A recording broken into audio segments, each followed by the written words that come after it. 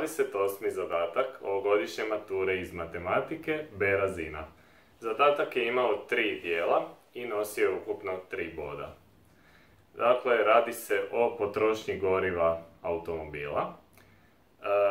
U prvom dijelu je trebalo izračunati koliki je kapacitet spremnika, a u početnom trenutku, kad je vožnja krenula, automobil je imao 80% napunjen spremnik i to je iznosilo 41,2 litre.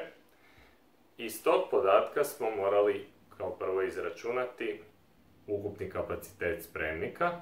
Ako je 80% ukupnog spremnika 41,2 litre, onda je 10% tog istog spremnika 8 puta manji, odnosno 5,15 litara. Kad podijelimo 41,2 sa 8. Dakle, nakon toga 10% ćemo pomnožiti sa 10, tako da dobijemo 100% spremnika ili ukupni spremnik od 51,5 litre. Nakon toga smo trebali izračunati kolika je prosječna potrošnja automobila na 100 km. Imamo u tablici podatke o stanju rezervoara na početku, dakle 41,2 litre, i nakon 225 pređenih kilometara, to nam je najlakši način za izračun, tu je količina goriva se smanjila, kao što vidimo, za 14,4 litre.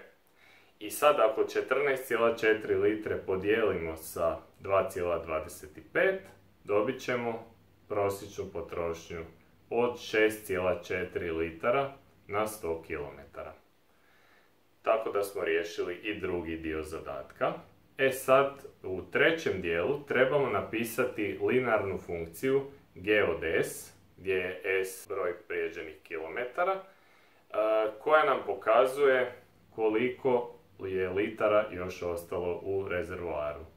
Dakle, pošto krećemo sa 41,2 litre, onda će to biti parametar b linearne funkcije, a potrošnja od 6,4 litre na 100 km sad se mora malo preoblikovati u 0,064 i to sa negativnim predznakom i taj broj množi varijablu s. Tako da linearna funkcija g od s glasi 41,2 minus 0,064 puta s. Ako u ovu linearnu funkciju uvrstimo broj prijeđenih kilometara od početka putovanja, dobit ćemo stanje rezervoara, odnosno koliko je još preostalo goriva u njemu.